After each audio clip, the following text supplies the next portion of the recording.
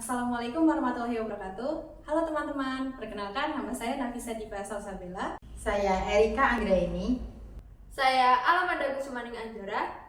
Saya Hesti Kurnianing Tias dari mata kuliah Sosiolinguistik, Prodi Pendidikan Bahasa dan Sastra Indonesia, Fakultas Bahasa dan Seni Universitas Negeri Semarang. Halo teman-teman, di sini kami membawakan materi berjudul variasi bahasa. Sebelumnya, teman-teman tahu tidak apa itu variasi bahasa? Variasi bahasa merupakan bentuk-bentuk bagian atau varian dalam bahasa yang berbeda berdasarkan penuturnya. Variasi bahasa dilihat sebagai adanya keragaman sosial penutur bahasa dan keragaman fungsi. Variasi bahasa ini terdiri dari beberapa jenis, antara lain variasi bahasa berdasarkan segi penuturnya, keformalan, pemakaian, dan sarana. Yang pertama yaitu variasi bahasa dari segi penutur. Variasi bahasa dari segi penutur adalah variasi bahasa yang bersifat individual atau sekelompok individu yang jumlahnya relatif pada suatu area atau wilayah. Nah, ada beberapa jenis dari variasi bahasa dari segi penutur nih. Yang pertama idiolek, kedua dialek, ketiga kronolog, sosiolek, pendidikan, seks, profesi, tingkat kebangsawanan, dan tingkat ekonomi dari suatu penutur. Dialek merupakan variasi bahasa yang dipengaruhi oleh perseorangan. Dialek merupakan variasi bahasa yang dipengaruhi oleh letak geografis seseorang. Kronolog merupakan variasi bahasa yang digunakan pada suatu kelompok di masa tertentu. Selanjutnya yaitu sosiolek dan pendidikan. Sosiolek merupakan variasi bahasa yang berkenaan dengan status, golongan, dan kelas sosial. Pendidikan merupakan variasi bahasa yang berkenaan dengan tingkat pendidikan seorang penutur. Variasi bahasa dari segi penutur selanjutnya ada usia. Antara anak muda dengan anak muda atau anak muda dengan orang yang lebih dewasa atau sebaliknya, mesti mereka saat pengucapan akan ada perbedaan antara satu sama lain. Lalu yang selanjutnya ada seks. Variasi bahasa itu dipengaruhi oleh adanya jenis kelamin antara perempuan dan laki-laki. Selanjutnya adalah profesi. Variasi ini keterkaitan dengan penggunaan bahasa dalam bidang profesi yang digunakan oleh seorang tersebut.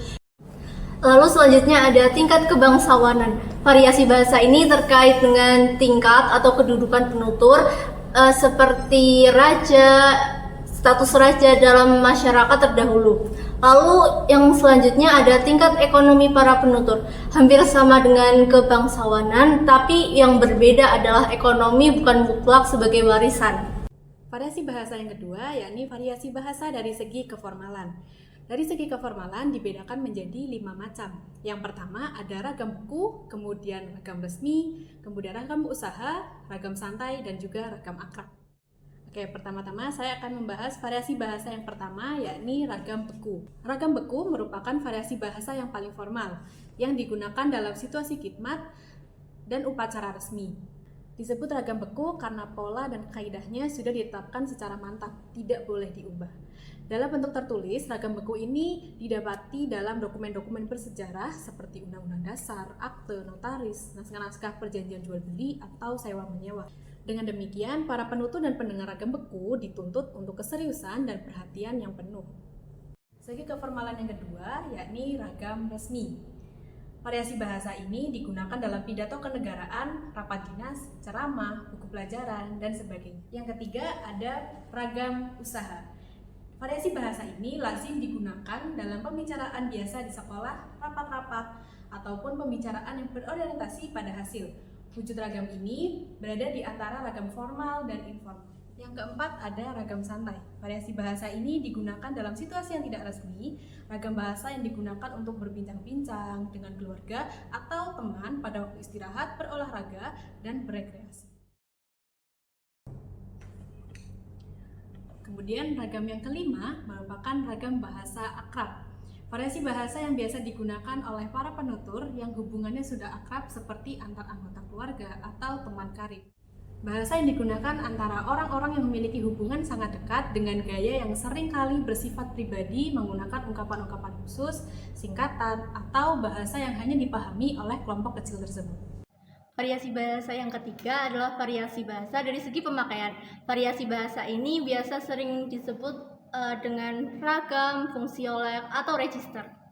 Variasi bahasa ini biasa membicarakan tentang penggunaan gaya atau tingkat keformalan dan sarana penggunaan bahasa berdasarkan bidang bahasa itu ingin digunakan untuk apa. Misalnya pada bidang sastra, bahasa yang digunakan itu cenderung lebih indah dan panjang. Lalu pada bahasa jurnalistik, itu bahasa yang digunakan cenderung pendek, singkat, dan padat. Yang keempat, variasi bahasa dari segi sarana. Variasi bahasa dari segi sarana dilihat dari sarana yang digunakan. Berdasarkan sarana yang digunakan dibagi menjadi dua, yakni ragam bahasa lisan dan ragam bahasa tulis. Yang pertama, ragam bahasa lisan. Ragam bahasa lisan disampaikan secara langsung melalui suara dan ucapan. Contohnya, percakapan sehari-hari, pidato, ataupun diskusi. Yang kedua, ragam bahasa tulis. Ragam bahasa tulis disampaikan melalui tulisan. Contohnya, pesan teks, surat, atau buku. Sekian video dari kami, semoga bermanfaat. Wassalamualaikum warahmatullahi wabarakatuh.